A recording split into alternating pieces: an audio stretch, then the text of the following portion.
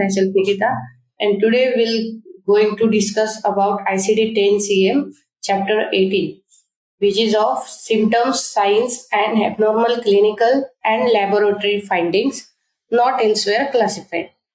And code series are R002 to R99. Okay, so basically we have to use this code series when there is no definitive diagnosis present. In that cases, mostly we need to code sign and symptoms.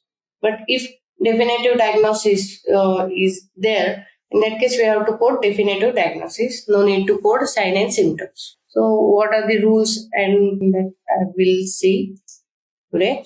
So topics covered in this class are introduction, then ICD-10 code range, means subchapters, then ICD coding guidelines, like use of symptom codes with a definitive diagnosis code. Sometimes few symptoms are present and few symptoms get their definitive diagnosis also. In that case, how to use both the codes that we'll see. Then combination codes that include symptoms. Then repeated falls, coma, SIR is due to non-infectious process, death NOS. Okay. And NIHSS stroke scale that we'll see. And lastly, we'll see how to solve questions and answers. So first introduction. Chapter 18 includes symptoms, signs, abnormal results of clinical or other investigative procedures and ill-defined conditions regarding which no diagnosis classifiable elsewhere is recorded. Okay, so means this chapter consists codes for those conditions, those signs and symptoms which definitive diagnosis is not established. Okay, or physician is not able to conclude what is the reason behind that sign and symptoms. So for those sign and symptoms, we have to use this codes. Okay. The conditions and sign or symptoms include in categories are R002 to R99 consist of cases for which no more specific diagnosis can be made even after all the facts bearing on the case have been investigated. Okay. Sign or symptoms existing at the time of initial encounter that proved to be transient and whose causes could not be determined. Provisional diagnosis in patient who failed to return for further investigation or care. Cases referred elsewhere for investigation or treatment before the diagnosis was made. And cases in which more precise diagnosis was not available for any other reason. And lastly, certain symptoms for which supplementary information is provided that represent important problems in medical care in their own right. Okay, so in such conditions, we have to use sign and symptoms. The subchapters of chapter 13 are R002 to R09 consist code for sign and symptoms involving circulatory and respiratory system. For digestive system and abdomen, we have R10.19. For skin and subcutaneous tissue, R20 to R23. For nervous and musculoskeletal system, R25 to R29. For urinary system sign and symptoms, R30 to R39. For cognition, perception, emotional state and behavioral, we have R42, R46. Like this, we have different subchapters or different code range for different types of sign and symptoms. Okay.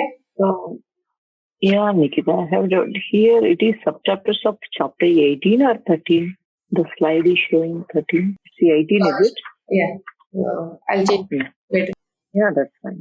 So now we'll see how to use this codes, different guidelines for it. So first guideline is use of symptom codes. Codes that describe symptoms and signs are acceptable for reporting purposes when a related definitive diagnosis has not been established or confirmed by the provider. So as I say that when we need to use sign and symptom codes, whatever patient comes with, or whatever the reason for encounter. When there is no definitive diagnosis, provider is not able to confirm the diagnosis or reason exactly what disease or what condition is responsible for that sign and symptom. In that case, we have to use that particular sign and symptoms. For example, patient admitted with hematuria, cystoscopy performed but no abnormality shown. Okay. Here, cystoscopy also performed to identify reason for hematuria, but there is no abnormality. So now physician is not confirmed about the cause of this hematuria. That's why we have to use code for hematuria. Okay, this is straightforward code. I'll show you how to find this. Okay. Can you share the slides, please? Oh, I don't see. sorry. Yeah, now I can. Okay. So to search hematuria code, what's happening? If you go on hematuria term, directly code. But there is so many types, okay, or specifications also available. So make sure you are selecting correct code. Right now in this scenario, there is no specification here. Just hematuria is there. That's why we choose this code. This is called default code. It is present right after the main term. Okay. Okay. If gross hematuria is there, we have to select this code. So sometimes gross hematuria will be there. So R31.0 is for gross hematuria. And there are so many specifications. So if nothing is mentioned, just hematuria is mentioned, you have to select this code RS31.9. Blood in urine, familial hematuria, hematuria blood in urine, traumatic hematuria. Okay, so this is how you have to find hematuria code. And another example, patient admitted with visual hallucinations, agitation and stupor. Physiological disorder is suspected, but the responsible consultant is unwilling to make a diagnosis at the time. Okay, so the consultant is not sure about the diagnosis, right? That's why we need to code all these conditions or symptoms, sign and symptoms. So first is visual hallucination, then R45.1, the restlessness and agitation, then stupor. So these all are straightforward codes. You have to go select accordingly. You can see hallucination, visual. Okay. Nikita, now I am in front of the book now. How should I? So this is about visual hallucination. Agitation code also you will get directly R45.1. Okay. And stupor also same R40.1. Okay. So this is how you select the sign and symptoms. Just make sure that you are selecting proper codes by reading the documentation carefully. The next guideline, use of symptom codes with definitive diagnosis codes. Codes for sign and symptoms may be reported in addition to a related definitive diagnosis when the sign or symptoms is not routinely associated with that diagnosis. Okay. The definitive diagnosis code should be sequenced before the symptom codes. Symptoms or sign and symptoms that are associated routinely with disease process should not be assigned as additional codes unless otherwise instructed by the classification. This is the example. Patient admitted for treatment of hypertension. While on the ward, patient suffer a heavy nosebleed for which their nose had to be packed. Okay. So here, what happened? Patient is here for hypertension, and at that time, the patient suffer from nosebleed. But nosebleed is not associated with hypertension. Right? Means nosebleed is not a sign or symptom of hypertension. That's why we have to code it separately. Getting? Yes, yes, yes. If any other symptom will be there, we have to code only hypertension. Okay. And here, this guideline, definitive diagnosis should be sequenced before symptom code, like this, because here hypertension is definitive diagnosis. We have to code it as a first listed diagnosis, and then we have to code symptoms which are not associated with that diagnosis. Okay. Next guideline, combination codes that include symptoms ICD-10-CM contains a number of combination codes that identify both the definitive diagnosis and common symptoms of that diagnosis. Okay? When using one of these combination code, an additional code should not be assigned for the symptoms. Okay? In some cases, we have combination code also, which consists definitive diagnosis also and common symptoms of the diagnosis also. In that case, we no need to add extra code for symptoms or signs. For example, abnormal ECG with paroxysmal atrial tachycardia. Okay, here I-47.19 is for other supraventricular tachycardia. Okay, so here you can see this abnormal ECG is obviously a sign of some heart related disease, right? Heart related condition. So no need to code this abnormal ECG separately. Okay, Okay. you have to find this tachycardia. You can see here. Okay. 19. Okay, I-47.19 paroxysmal AV. If here there is no any definitive diagnosis present, we need to code. But right now here, our physician confirmed that tachycardia is there. That's why we have to code it. And no need to code this abnormal ECG. Next guideline, repeated falls. Code R29.6, repeated falls, is for use for encounters when a patient has recently fallen and the reason for fall is being investigated. Code G91.81, history of falling, is for use when a patient has fallen in the past and is at risk for future falls. When appropriate, both codes used R29.6 and G91.81 may be assigned together. Repeated fall mostly happen in elderly patients. Okay. In that case, we have to use this code R29.6.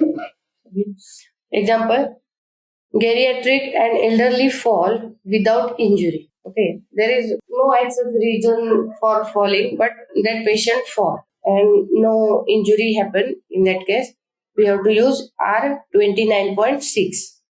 Tendency to fall, not elsewhere classified. This is also straightforward code. You can see here, fall, you'll get direct code R29.6. The next example is elderly patient admitted to the hospital following geriatric fall. In case of geriatric fall, we have to use this code, okay?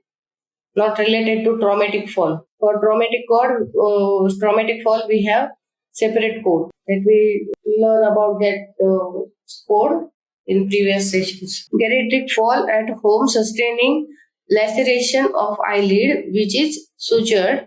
The patient is discharged home the next day. Okay, here we have to use S01.1 code for this is not a complete code. Okay, we have to select that code particularly because here there is no specification given.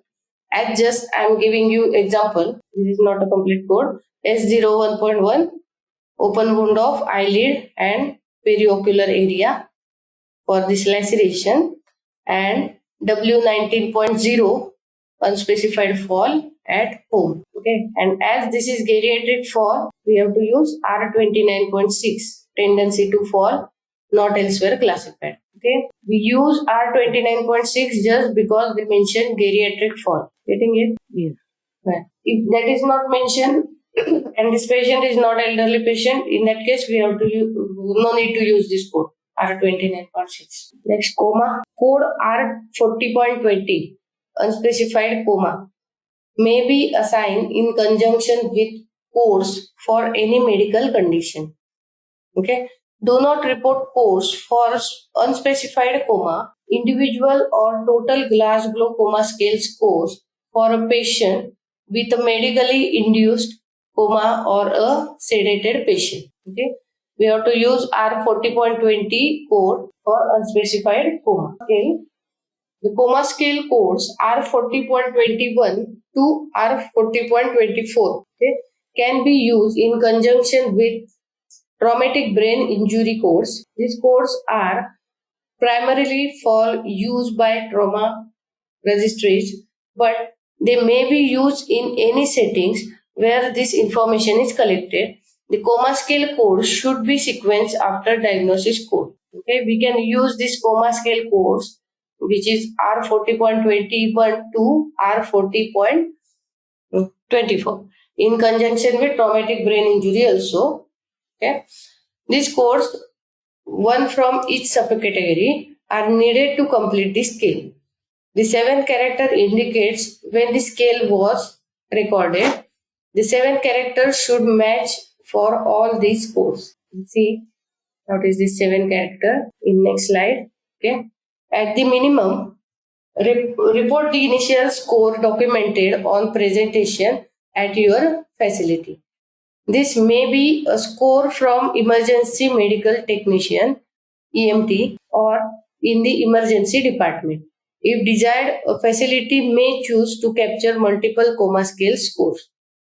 Assign code R40.24, which is for Glasgow coma scale total score, when only the score is documented in the medical record and not the individual scores. If the multiple coma scores are captured within the first 24 hours after hospital admission, assign only the code for score at the time of admission. Okay?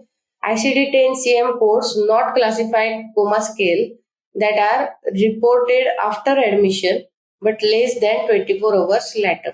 Okay, so in case of multiple coma scale, we have to use assign only code for score at the time of admission. This is this coma scale. This is behavior, eye-opening response, verbal response, and motor response.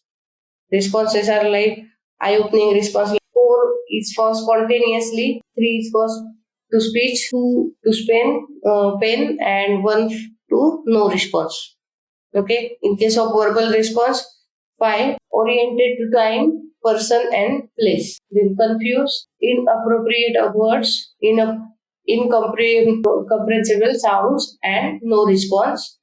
And motor response are like obeys commands, move to localize pain, flex to withdrawal from pain, and abnormal flexion, abnormal extension, and no response.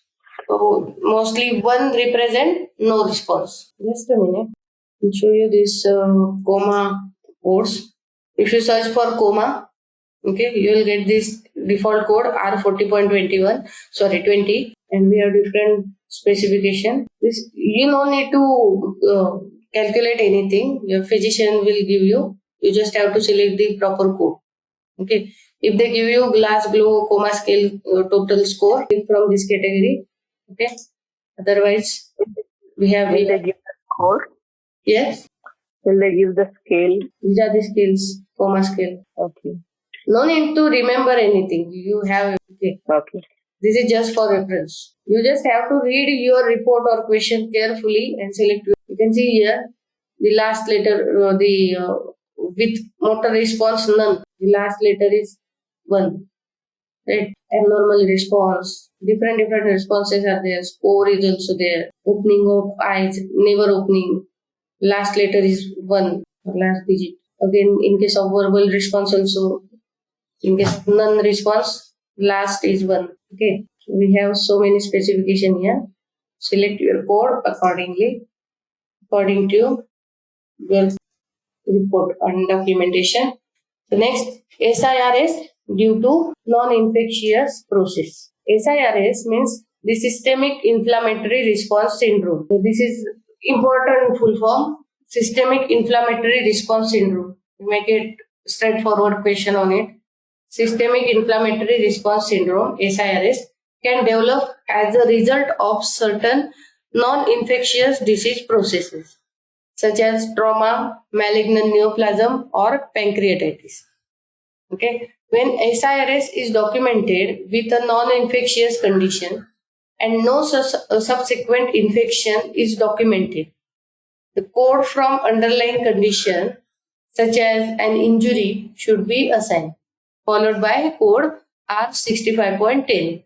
R65.10 is for SIRS, Systemic Inflammatory Response Syndrome. of non-infectious origin without acute organ dysfunction. Okay, if organ dysfunction is not there, we have to use R65.10, and if organ dysfunction is there, we have to use R65.11. This SIRS of non-infectious origin with acute organ dysfunction. So we have two codes, one with organ dysfunction and one without organ dysfunction. Okay, if an associated acute organ dysfunction is documented, the appropriate code for the specific type of organ dysfunction should be assigned in addition to the code R65.11. Okay. Obviously, if when you will going to use this code R65.11 when SIRS is present with organ dysfunction. Okay. So we need additional code to represent organ dysfunction. Okay. With this R65.11 code. If organ dysfunction is documented, but it cannot be determined if the acute organ dysfunction is associated with SIRS or due to another condition, for example, directly due to the trauma, the provider should be queried. Okay, means some trauma is happened and SIRS is also there, and plus acute organ dysfunction is also there, and physician not given any association between SIRS and that organ dysfunction, or is that organ dysfunction and trauma. You will get confused. In that case, you have to query the next guideline, death NOS, not otherwise specified. Code R99, ill-defined and unknown cause of mortality, is only for use in very limited circumstance when a patient who has already died is brought into the emergency department or other healthcare facility and is pronounced death upon arrival. Okay, so we have code for death R99, and we have to use this code if that patient is dead before coming to the hospital. So it does not represent discharge deposition of death. Next, NIHSS stroke scale. The NIH stroke scale, NIHSS code R29.7 can be used in conjunction with acute stroke codes I63. For acute stroke codes, we have I63. How to use this code and all that we'll see when we see guideline for particular chapter, to identify the patient's neurological status and the severity of the stroke. Okay, so we have to use R29.7 code in conjunction with I63 codes. I63 is for acute stroke code, and this is R29.7 is stroke scale codes. The stroke scale code should be sequenced after acute stroke diagnosis codes. Means whenever both present, we have to code first I63 and then R29.7. At a minimum, report the initial score documented. If desired, a facility may choose to capture multiple stroke scale scores. Question and answer. Do you have any doubt? I'm good. Patient with osteosarcoma of the femur is admitted for control of generalized pain. I have not given here options. I'll show you how to select code for it. Okay, because we need to code sign and symptoms also. That's why, as this is sign and symptom related chapter. Patient with osteosarcoma of femur is admitted for control of generalized pain.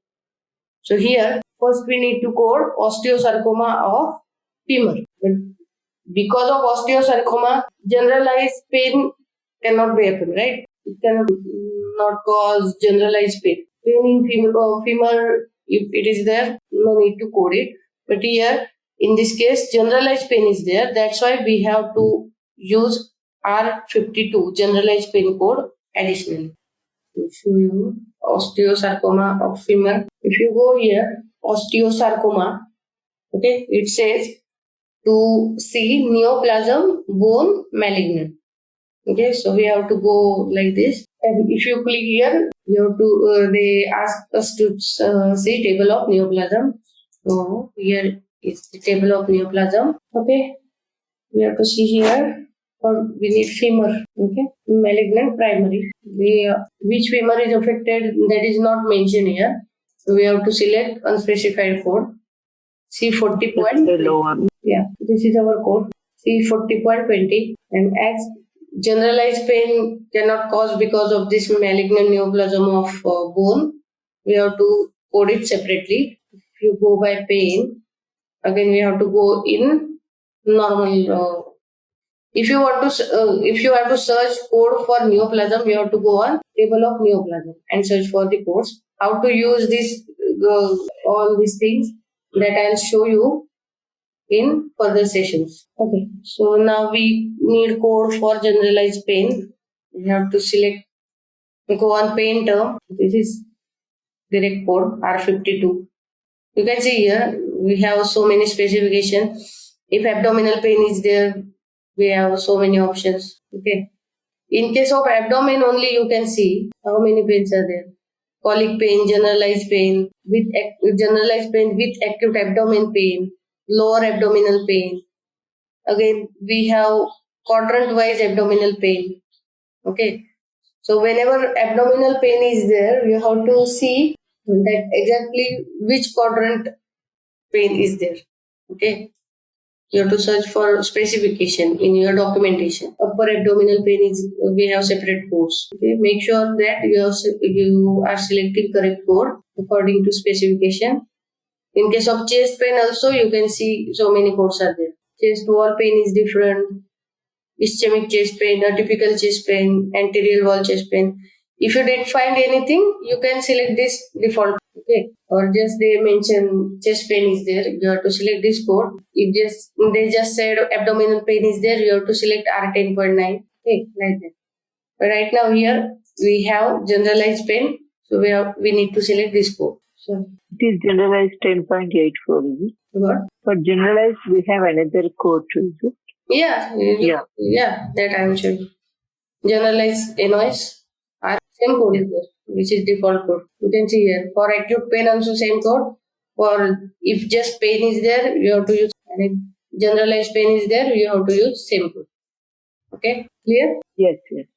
So a patient present to the ED with right lower quadrant pain. As I just saw you, this R means right, L means lower, and quadrant pain. And here they not mention here abdomen, but right lower quadrant is present in abdomen. So you have to select accordingly. You have to go in abdomen, pain, abdomen, and select code for right lower quadrant and fever. The physician lists appendicitis as a differential diagnosis. Here, physician give us a diagnosis, appendicitis, but he mentioned as this appendicitis is differential diagnosis, and we should not code differential diagnosis. Differential diagnosis means it is not confirmed. Okay, though diagnosis is there, but physician mentioned this diagnosis as differential diagnosis, and differential diagnosis means it is not confirmed. Physician doubts that this may be because of appendicitis. That's why we have to code only RLQ pain and fever. Getting it? Hello. Okay. If they mention it as differential diagnosis, we have to go for RLQ. We should not code like differential diagnosis, suspected diagnosis. Okay. What does it mean? Means it is not confirmed. This diagnosis is okay. Physician is doubt. Okay. Just I have doubt that it may be because of appendicitis. So there are terms like differential diagnosis, suspected diagnosis, uncertain diagnosis. These kind of terms, if present after these particular diagnosis, we should not code it, because that means that particular diagnosis is not confirmed. Okay. In such case, we code for sign and symptoms only. So for fever also you will get, first I'll show you pain code. RLQ pain is there, right? Okay. So L for lower, that's why we need to go here. Inside the pain, we have to select term abdomen and follow the second line now under the abdomen and search for lower. Okay. And right lower quadrant is there. So we have to follow this third line and select code for right quadrant. Right lower quadrant pain is R10.31. Okay. Right lower quadrant pain. And next code, fever. This is clear how to select code for pain. Yes. Fever code is also straightforward. Fever. This is no specifications are there. So we need to select this by default code R50.9. Okay. If they have given any specification amongst this, we have to select accordingly. Next, patient admitted for pain relief for chronic back pain due to lumbar disc displacement. Okay. Here they have confirmed the diagnosis. The back pain is due to chronic back pain is due to lumbar disc displacement. So no need to code the symptoms separately. Okay. Here there is no word term like differential diagnosis, suspected diagnosis, or uncertain diagnosis, or possible diagnosis. We confirm this diagnosis. The lumbar disc displacement is there. That's why we need to code lumbar disc displacement. So we have to find this code. For that we need to go here in displacement. We have to select term displacement in alphabetic index. Okay. And then lumbar disc means intervertebral disc. So we have to search for term intervertebral disc on the first line. Okay. Here is the intervertebral disc on the first line. And under the intervertebral disc, we have several options. You can see cervical, lumbar, lumbosacral region, then thoracic region is there, thoracolumbar is there. Okay. And each and every region codes with myelopathy or with neuritis, radiculitis, radiculopathy. Okay. So read your report carefully. Here they just given lumbar disc displacement. Okay. No radiculopathy, no neuritis or radiculitis or myelopathy is there. So we need the region code. Okay, lumbar region. Okay, M51.26. Clear? Yes. Okay. So as the physician confirmed this diagnosis, lumbar disc displacement, there is no need to code chronic back pain. Next question. Patient with biliary acute pancreatitis causing SIRS with kidney failure. Okay. So here acute pancreatitis is definitive diagnosis, confirmed diagnosis. Okay. The patient comes with that pancreatitis. So we have to first code this pancreatitis. Okay, which is K85.10. And then as this is causing SIRS with kidney failure, so now we have to code for SIRS and kidney failure. Now here in this case SIRS R65.11 because organ dysfunction is there. Okay, we have to select code R65.11. If organ dysfunction is not there, we have to select which code? Directly with kidney failure? No. If organ failure is not there in that case. If this term is not there, kidney failure is not there, suppose, which code you will use for SIRS? R65.10. Remember, we have two codes for SIRS. Yes. I didn't remember the exact code, but you told this is important. Yeah, SIRS. R65.10 without organ failure and R65.11 with organ. Okay. Okay. So, and organ failure is given, so we need to code this separately, additionally, N19 unspecified kidney failure. If kidney failure stage and any specifications are there, we have to select accordingly. Next question. Patient taking warfarin for treatment of paroxysmal atrial fibrillation. Routine blood test indicates a dangerously high INR. Okay. The patient is admitted for treatment to reduce the high INR. Here, patient is taking warfarin, which is anticoagulant, right, for treatment of atrial fibrillation. And this blood test indicate dangerously high INR. For this INR, we have to use this code. You have to remember this code R79.1. I'll show you how to find this code, but it doesn't have exact description like this. That's why it is better if you remember this code. So to select this code, you have to go by abnormal. Abnormal. INR means international normalized ratio. Okay. International normalized ratio. It's INR. So high INR means it is something abnormal, right? So that's why we need to go by abnormal, and it is related to blood. That's why we have to go in blood chemistry. Where it is called, you can see here, chemistry blood. And here, under the chemistry blood, we have to select code for PTT. Okay, PTT means partial thromboplastin time. Okay. So we have same code for both abnormal or prolonged bleeding time, coagulation time, or PTT. So please make note down this code. R79.1 is for abnormal INR or PTT. Sometimes it is better if you remember few codes, so you no need to go and search for them again. And then atrial fibrillation also easy to find. You have to go on fibrillation, atrial, and paroxysmal. Okay. Under the fibrillation we have atrial, and under the atrial we have to select code for paroxysmal I48.0. Okay, and this is for long-term use of anticoagulants. We have to go by long-term. Okay, long-term and anticoagulant. You can see here, because warfarin is anticoagulant, and this patient is using that warfarin for treatment of atrial fibrillation. So we need to code that also by using this code Z79.01, long term or and current use of anticoagulant.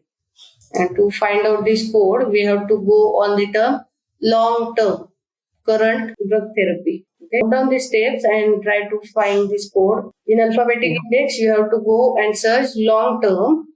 Okay. And under the long term, you have to find the code for anticoagulant. Anticoagulant Z79.01.